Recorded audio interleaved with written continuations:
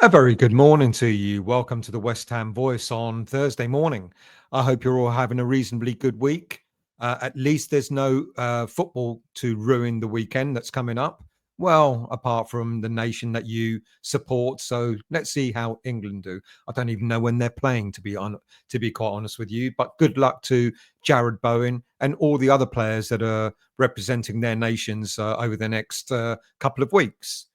Um, if you're new to the channel, and you've yet to subscribe to the channel, please do consider becoming a subscriber, free of charge, doesn't cost anything to subscribe.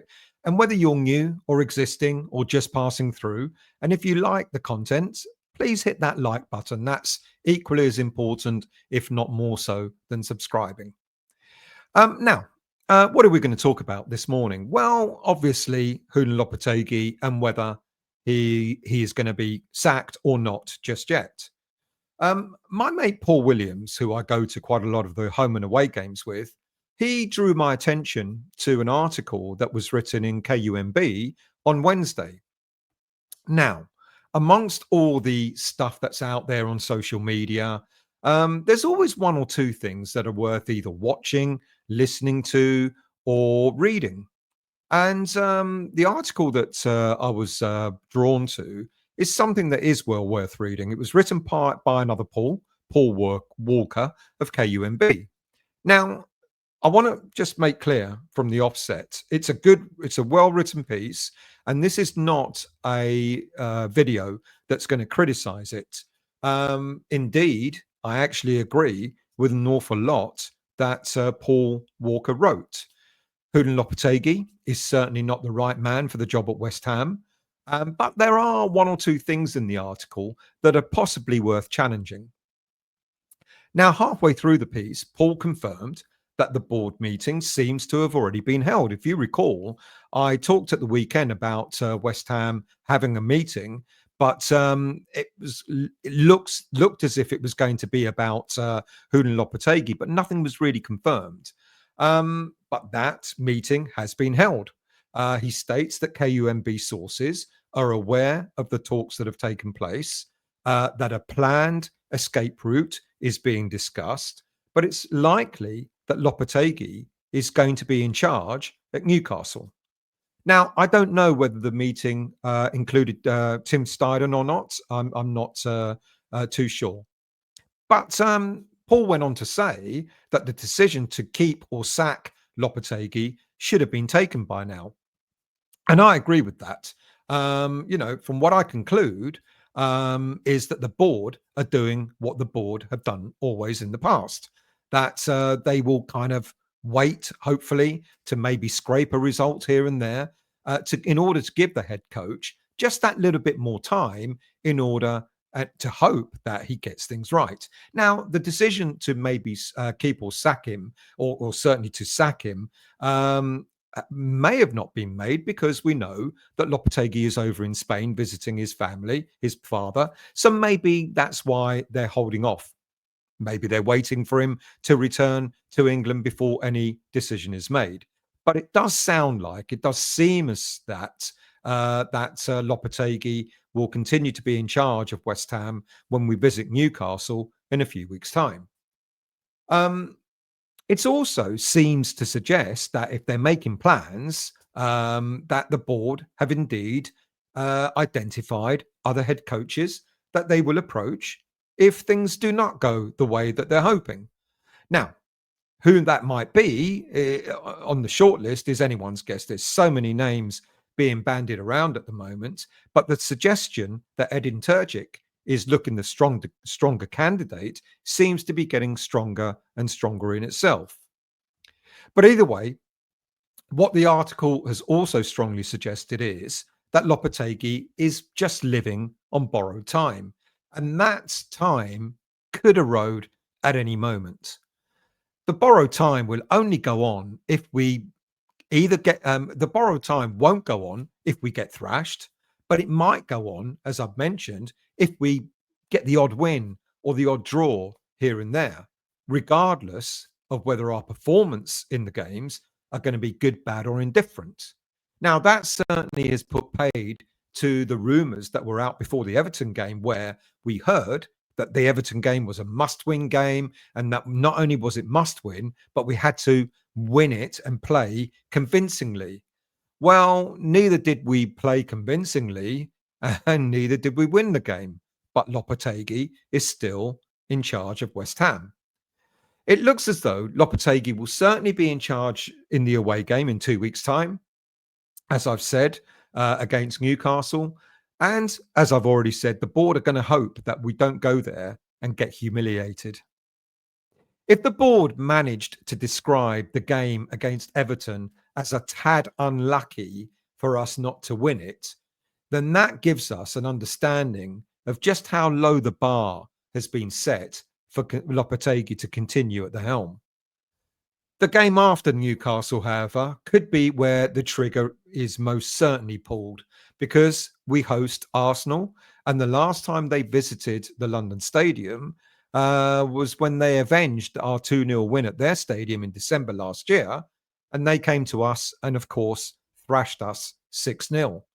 And on the day, if you want to go back and remember it, even Declan Rice rubbed salt into the gaging wound by scoring a goal on that day as well. At this moment in time, the board are honouring Lopetegui's contract. That's what they seem to be doing, because that's what they do.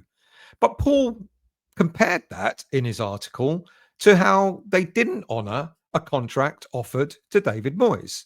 Now, as we all know now, Moyes was indeed offered a new deal, apparently back in December last year, at the time when we beat Arsenal 2-0 away. And it is also correct that the contract was somewhat watered down to highlight that Moyes would no longer be in charge of transfers, that he would only be required to do the coaching. And of course, Tim Steidten would take control of transfers and the future direction of the footballing side of things at the club. We also now know that Moyes did not like the contract that was offered and said that he had to think about it. Now, Paul went on to say that the contract had then been taken off the table a few weeks later. We even actually heard David Moyes say much the same thing on the Overlap YouTube channel. But how correct was this? I would strongly dispute that the contract was withdrawn after just 2 or 3 weeks. By Moyes' own admission, we had just gone through a really bad spell of 3 defeats in a row before that deal was no longer on the table. Now, with the January defeat to Bristol City in the FA Cup aside, the run of 3 defeats didn't actually happen until February of this year. We lost to Man United away 3-0, that 6-0 drubbing against Arsenal at home, and then, of course, the 2-0 defeat away to Nottingham Forest. Now, that seems to imply that the offer that was made to David Moyes had been sitting around for something like 2 months. Now, I don't know about you, but I doubt many work contracts would be sitting around that long before someone turned around and went, hang on a minute, we need an answer, or we pull this. Now, without sounding as if I'm siding with the board, how long were they actually meant to wait for Moyes to come back with an answer to them? My gut tells me that Moyes hedged his bets and tried to call Sullivan's bluff. We were on a high when the contract was offered, and Moyes felt that if West Ham was still in a stronger position in the league and maybe still in Europe, etc., then maybe he would then go back to the board and renegotiate the deal and include not losing transfer control as well. He was going to wait till closer to the end of the season to see how things were going. But we now know that things didn't go well, and that Moyes, he kind of lost his moment in agreeing to a deal. Now, I'm sure that after meeting Julen Lopetegui back in October 2023, the board certainly did have him in mind already as a backup to be a replacement to David Moyes had he not accepted the offer that was placed. I think what we've got to acknowledge is that the board actually approached Moyes first. They gave him, first choice. Here's the deal that we want you to sign. If you don't sign it, then we are going to look elsewhere. I think that seemed to have been relatively clear. Now, had the board not done that, had the board not had a backup, um, then they would have been accused of not forward planning. So I didn't necessarily mind that the board had Lopetegui up their sleeve as a backup, just as I don't mind now after this meeting that they've, got plans in place that they probably got a head coach in mind that's going to replace Lopetegui should they have to pull the trigger. Um, Now, also, I didn't mind that the board actually took the Moyes contract off the table. Had it remained and had Moyes begrudgingly signed it, he would still now be in charge of West Ham United. And the fan base would have gone into overdrive, accusing the board of not being ambitious enough in wanting to keep hold of David Moyes. So, to be honest, I think in some ways the board did the right thing in not to wait for a Moyes decision, or the right thing pulling it after 2 months. And had they not acted, um, we would have been with David Moyes right now. However, moving on from Moyes to Lopetegui does leave a lot to be desired. We now find ourselves in a position where we have a head coach who has not improved things, and in fact, by all intents and purposes, has probably made West Ham worse than what it was under David Moyes. So on this point, I do agree with Paul Walker that Lopetegui does not seem to be the right man for the job. And for him to be pleading for everyone to judge him at the end of the season in May does sound to be a little bit hollow. Paul suggests that the player's body language and demeanour also speaks volumes about how Lopetegui is doing. We know we've got a problem with discipline, so many yellow cards and red cards, etc. And you could say that's born out of frustration. And we also know that we have a little bit of dissent. Is that the right word to use? Which Paul has pointed out from the actions that we've seen from Kudus at the Brentford game at half-time and Wan-Bissaka when he was subbed on Saturday against Everton. You could see that the players are frustrated. You could see that the players are not happy with how things are going. Then Paul talked about Lopetegui's reign of clubs at top level.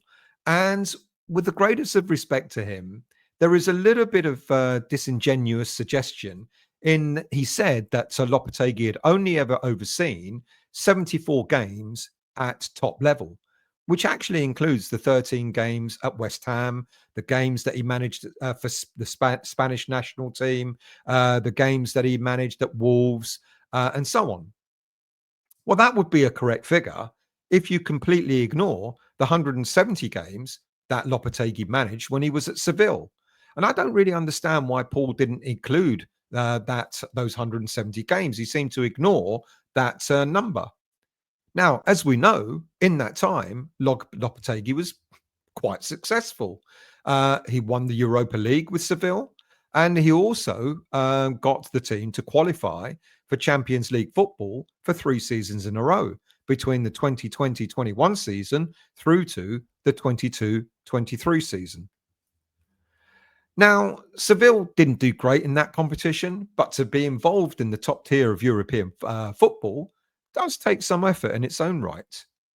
And I would suspect that when West Ham appointed Lopetegui, they probably looked at the Seville record much more than any of the other stats in order to make their decision on him becoming the head coach at West Ham. And let's be honest, on paper, well, more than on paper, on the pitch as well, that record didn't look too bad. Then we get on to the point in the article that Lopetegui is suggesting that we've signed the wrong kind of player who cannot play the brand of football that he wants. And that we do have to then question not only Lopetegui, but perhaps Tim Steidten as well.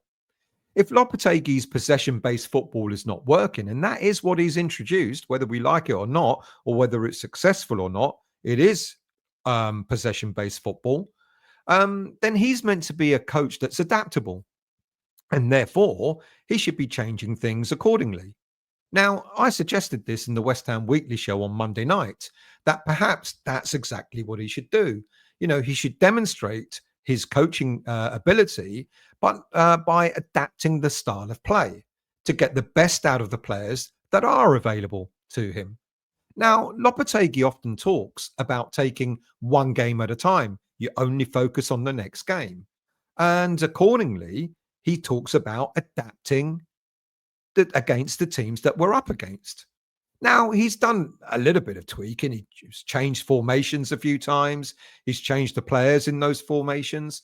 But the tactics of having fullbacks marauding forward, playing a very high press, etc., hasn't changed.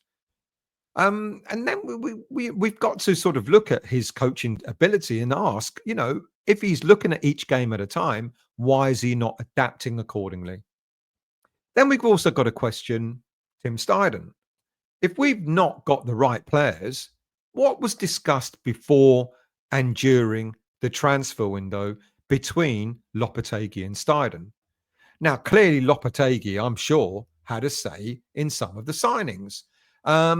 It's obvious that he oversaw or he recommended that we bring in Max Kilman. So I'm sure he was listened to. But if he didn't like some of the other signings that Steidten was bringing in, then why didn't he put a stop to that before negotiations were finalised? Is that Lopetegui's fault or is that Steiden's fault? I would not like to exonerate Steidten of any blame. He really does need to answer for why we signed Luis Guilherme, for example, who's getting very little game time. He's also got to answer for why we went from a John Duran type striker to Nicholas Füllkrug, completely different. So he does have a few questions to answer. And in addition to that, though, we go back to Lopetegui and we look at the players that were at West Ham United that he inherited. A good half dozen at least footballers that you could build a good team around. But throughout the season, we've seen Areola losing form and losing his place in the team. Emerson seems to be inconsistent. And even the likes of Kudus and Bowen look a shadow of their former selves. In that respect, I go back to agreeing with Paul Walker's article again, that he seems to have made players worse than what they were. So in conclusion, we know the inevitable is coming. We just don't know when. If we get thrashed by Newcastle, then Lopetegui will walk. If he survives that, and then we get thrashed by Arsenal instead, then Lopetegui will walk. If by some miracle we come out of both games unscathed, and then Lopetegui stays for another game, knowing us, after miraculously coming through those two games, we'll play Leicester and we'll probably get thrashed by them, and then he'll walk then. Lopetegui is limping, but I don't think he's limping all the way to the finish line next May. I think he's limping from one game to the next. And it's only got to take one absolute humdinger of a defeat for West Ham United to probably pull the trigger. But at this moment in time, it seems that he is still in charge until he's not. Like I said, if you've enjoyed the content, if you've enjoyed the show, please do please do become a subscriber, but please do hit that like button regardless. Thank you all for watching. Thank you all for listening. Paul Walker, no disrespect to you at all. And I'll see you all very soon.